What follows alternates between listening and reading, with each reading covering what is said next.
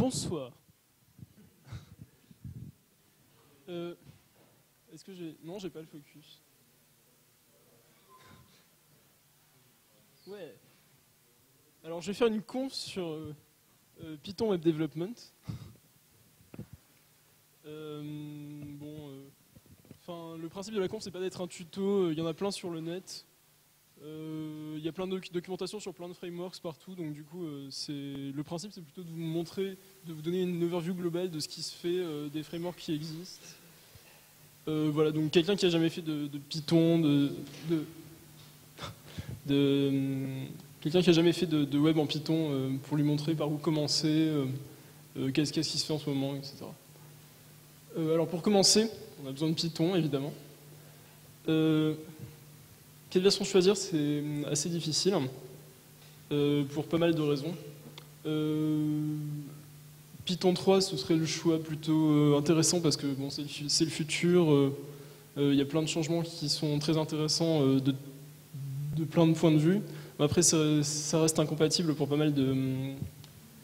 Enfin, ils ont fait des changements incompatibles depuis Python 2 et la plupart des bibliothèques qui existent pour Python sont sur Python 2 et n'ont pas encore été portées sur Python 3.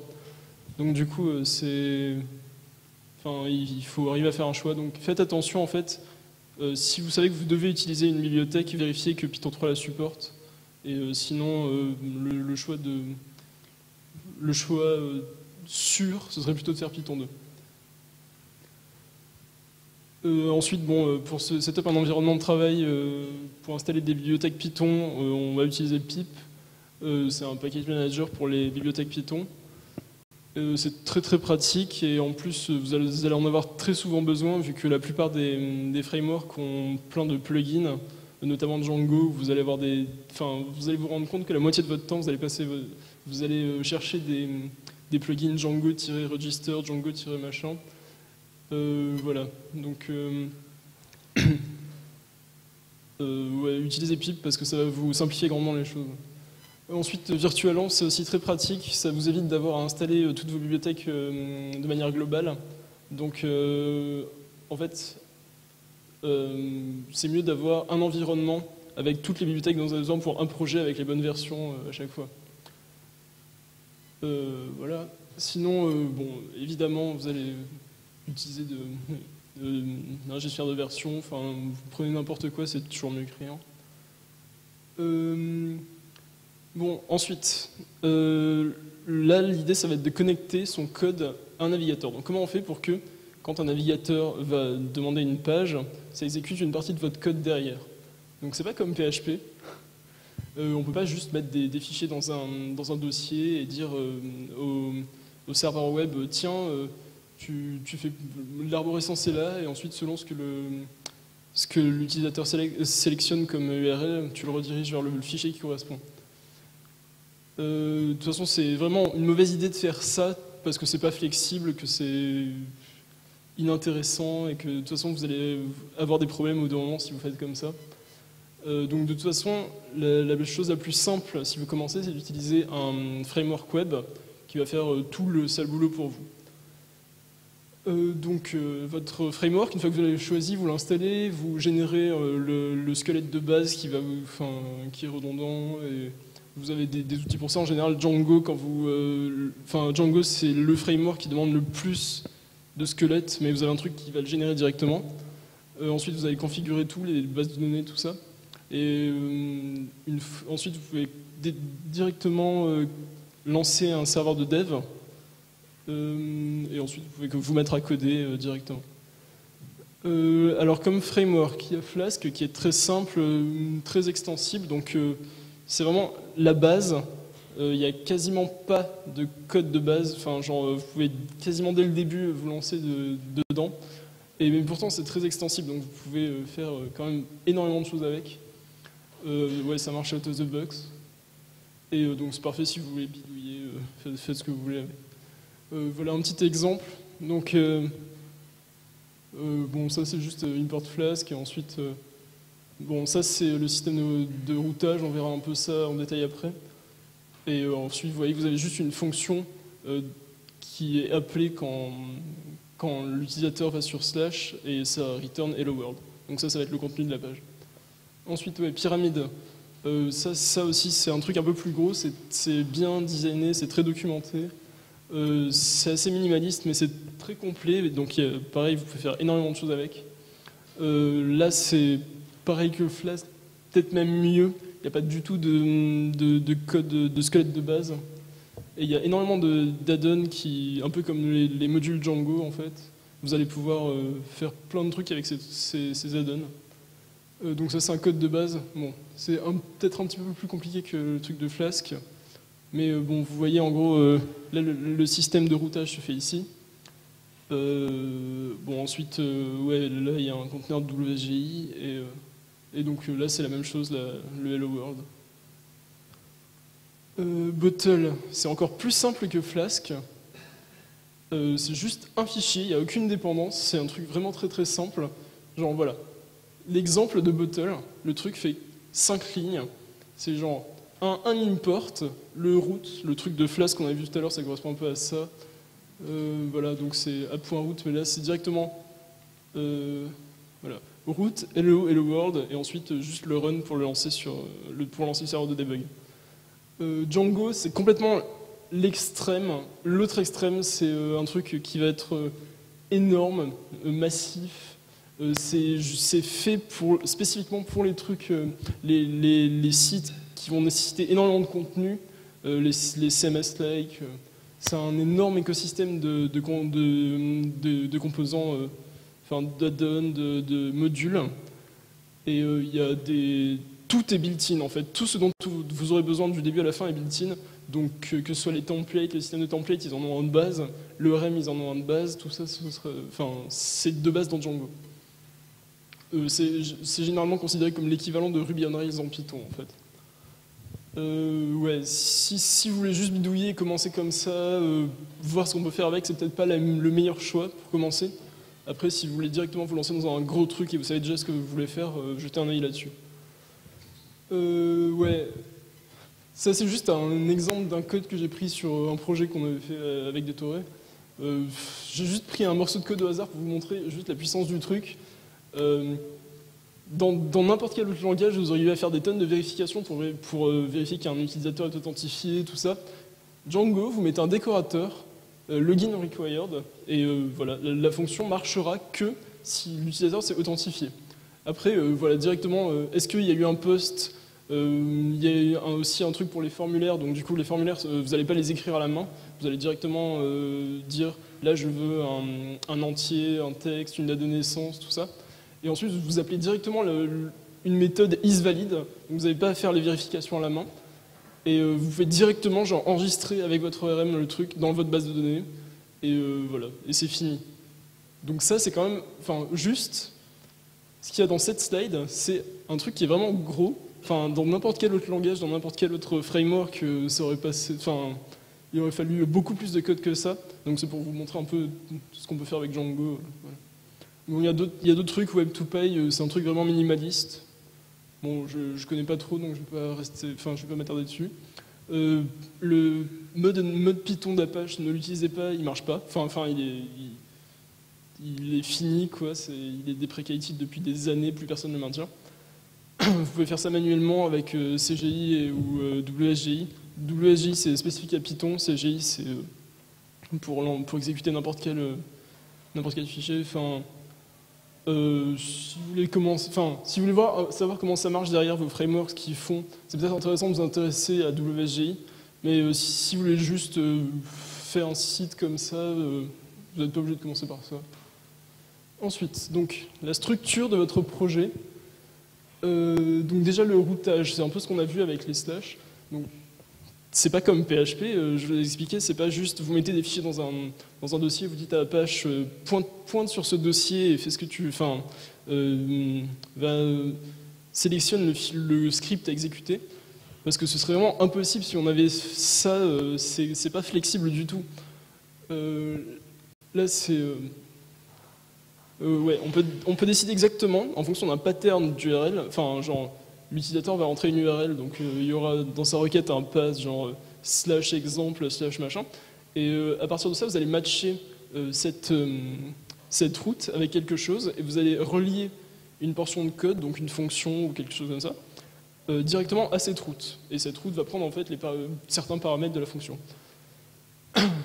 Donc par exemple, si vous voulez que quand on aille sur /user/name, ça appelle une fonction user ou pareil là ça va compagnie/id/product, ça va appeler votre fonction compagnie/product avec en paramètre id. Donc tout ça on peut l'attacher à des fonctions spécifiques et du coup en fait ça permet d'être énormément plus flexible parce que enfin je sais pas si vous avez déjà fait du PHP mais on s'en sort pas quand on fait ça avec des scripts .php. Oui, donc du coup, vous pouvez avoir des URL assez jolies facilement. Non, mode rewrite de Apache, c'est pas un système de routage. C'est beaucoup moins bien que ça. Donc ensuite, vous allez devoir, enfin, une fois que votre fonction sera appelée, enfin, une fois que la route aura matché quelque chose et aura envoyé une fonction, enfin, elle aura appelé une fonction, la fonction va prendre en paramètre donc, des arguments, genre ce qu'il y avait dans l'URL, et un objet request. Bon, chaque framework va avoir son propre objet request. Enfin, ça va être une interface. Et ensuite, en gros, à chaque fois, vous allez avoir ça. Request.get, request.post pour avoir les paramètres de l'URL et les paramètres passés en post. Request.cookies pour avoir les cookies de l'utilisateur. Request.headers pour avoir les headers de la requête. Et donc, à partir de là, vous pouvez faire un peu ce que vous voulez. Et donc, une fois que vous avez fini votre traitement, donc votre framework fait toute sa magie derrière, et là, vous allez renvoyer un objet response. Vous pouvez manuellement éditer les headers, vous pouvez, si vous avez besoin de rajouter des headers ou de faire des trucs comme ça, vous pouvez la faire à la main, mais en général, les frameworks, si c'est pour faire des flux RSS ou renvoyer du JSON, ils ont déjà des trucs pour faire ça. Ensuite, les templates. Vous voulez sûrement pas écrire du code HTML directement dans votre code. Donc en général, ce qu'on fait, c'est qu'on utilise des templates. Les templates, en gros, c'est vous avez votre HTML dans un fichier à part, et vous allez, à partir de ce template HTML, vous allez voir vous allez voir, il y a des exemples, mais en gros, vous allez générer le rendu HTML final à partir de ce template. Donc il y a les templates Django, il y a Jinja 2 qui est assez connu. Jinja 2 a un petit défaut, c'est qu'il ne fait pas de différence. Par exemple, si vous essayez d'accéder à un attribut d'un objet ou à un dictionnaire. Donc du coup, c'est assez problématique. Enfin, moi, je trouve ça pas cool. Mako, ils font des trucs vachement bien à ce niveau-là. Mako, c'est celui que je préfère, je pense. Les trucs de Django, ils ont une approche assez extrême. Ils nous interdisent complètement d'écrire du code dans les templates. Et donc du coup, ça a des avantages, mais ça a aussi quelques inconvénients. Enfin, on verra ça après. Il y a Genshi aussi, et surtout n'utilisez pas Cheetah. Enfin, vraiment.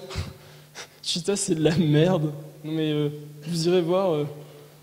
J'ai même pas mis de trucs ici, tellement c'est horrible, mais si vous, par curiosité un jour, vous voulez aller voir, vous verrez que c'est vraiment aberrant, Cheetah.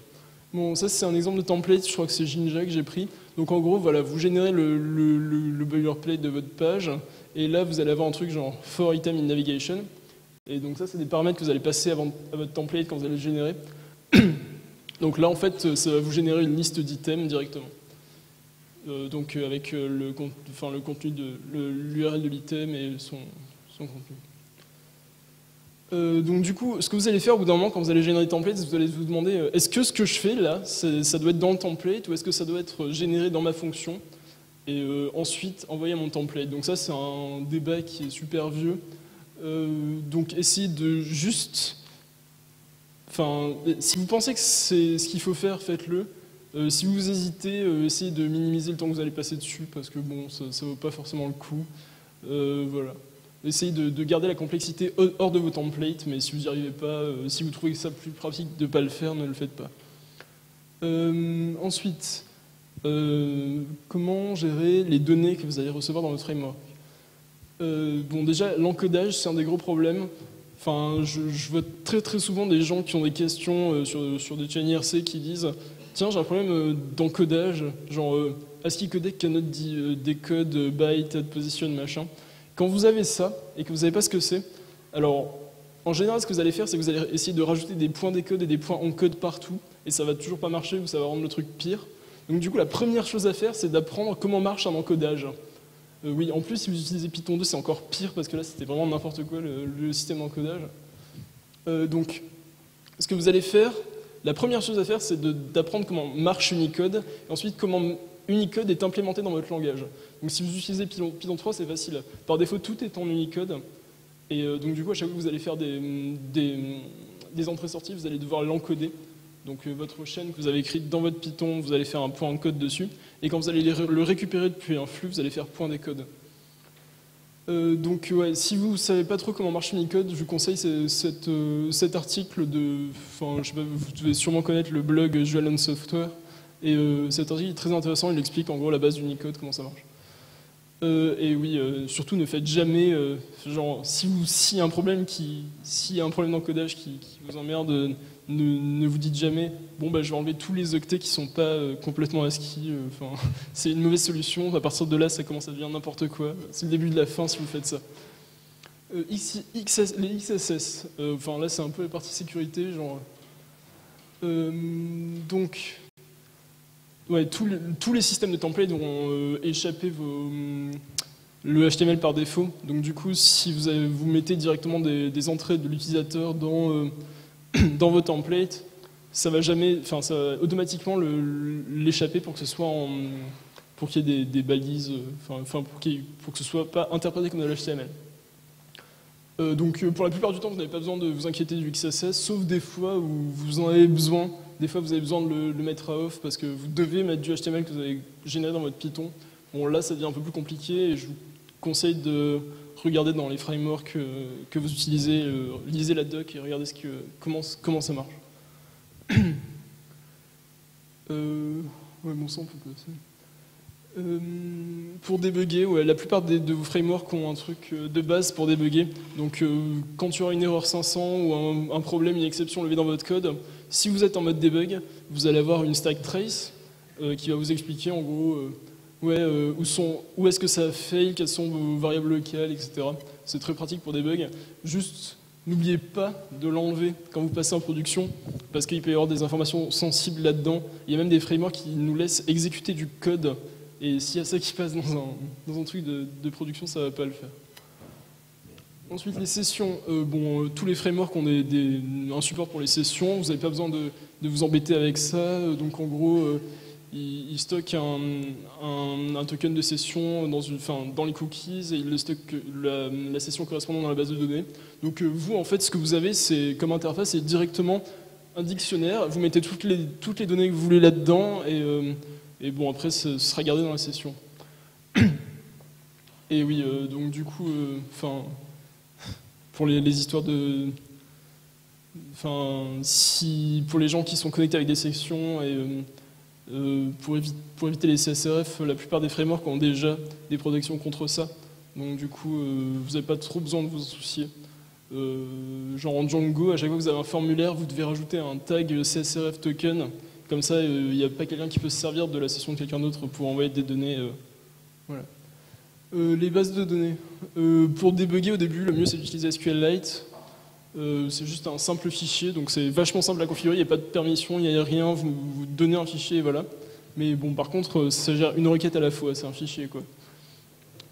Quand vous déployez, essayez PostgreSQL, la plupart des gens utilisent MySQL, mais bon, il y a pas mal de raisons qui font que MySQL n'est pas un super truc pour gérer les bases de données. Et donc essayez PostgreSQL, c'est pas mal. Utiliser un ORM, c'est vraiment génial d'utiliser un ORM, donc je ne sais pas si vous voyez ce que c'est. En gros, c'est une abstraction qui vous permet de ne pas avoir à écrire de requêtes SQL, et vous allez directement les écrire vous allez directement écrire ce que vous voulez faire dans votre langage, et ça va générer des requêtes SQL pour vous, et ça va les envoyer à votre base de données. Oui, ça peut générer du très mauvais SQL, donc si vous avez besoin de performance pour faire des requêtes compliquées, ne l'utilisez pas. Enfin, de toute façon, vous avez un moyen d'écrire vos requêtes à la main. Les bibliothèques d'ORM, donc Django a bien sûr la sienne. Sinon, il y a SQL Alchemy qui est vraiment, vraiment cool à utiliser. Donc ça, c'est un exemple d'ORM Django. En gros, voilà, vous définissez directement une classe Et là, vous allez lister les champs de votre classe, donc ça va être les champs de votre base de données. Vous allez dire ce que c'est, dans char field, text field, vous pouvez rajouter des attributs. Et ensuite, quand vous voulez accéder à ces trucs, vous allez juste utiliser quotes.object.all ou .filter ou enfin ça dépend, c'est .order. Et ça va directement vous générer du SQL avec des select, order by, where, égal. Voilà. Et sinon, pour déployer, bon ça c'est... effectivement, c'est difficile de déployer un truc, enfin c'est pas juste mettre des fichiers dans un dossier et dire à la page de pointer dessus. Oui, donc c'est juste parce qu'on fait les choses bien, forcément on peut pas déployer facilement. C'est un peu plus compliqué, mais ça va, c'est pas si difficile que ce que la plupart des gens pensent. Et oui, si vous avez à déployer quelque chose, ça veut dire que vous avez construit quelque chose d'utile, ce qui est déjà pas mal. Donc si vous voulez, si vous avez de l'argent à dépenser, de toute façon, fournir un service, ça a forcément un coût, et donc du coup ça paraît assez normal de payer pour ça. Heroku, c'est vachement cher, mais c'est vraiment un service de qualité. Sinon il y a Always Data, et ils ont un plan gratuit, et vous pouvez héberger du Django et du Flask dessus. Il y a Webfiction aussi, je connais pas trop. Et il y a d'autres hosts, dont certains gratuits, des hébergeurs mutualisés que vous pouvez tester. Si vous avez votre propre serveur, il y a beaucoup de façons de déployer, donc si je les détaillais tout ici, ce serait vraiment trop long. En gros, si vous avez Apache et que vous voulez garder Apache, il y a ModWSGI qui marche très bien. Vous regardez un peu comment... Enfin, votre framework aura sûrement une page d'explication qui vous expliquera comment adapter votre truc pour le faire marcher avec ModWSGI. Sinon, l'autre façon, c'est de faire du reverse proxying. Donc, Nginx sait très bien faire ça. En gros, Nginx va recevoir les requêtes et va ensuite les proxifier vers un autre, vers des workers en fait. Donc du coup, là, si vous faites ça, si vous utilisez la solution du reverse proxying, vous pouvez utiliser plein de workers, dont certains qui sont event-driven. Donc ça veut dire qu'ils sont... Enfin, ils seront beaucoup plus rapides que les trucs de genre Apache, Tornado, Unicorn, tout ça. Ceux-là, ça fait partie des workers les plus rapides en Python. Voilà, donc après, j'ai pas trop d'autres choses à rajouter. Si vous avez des questions. Non ? Ok.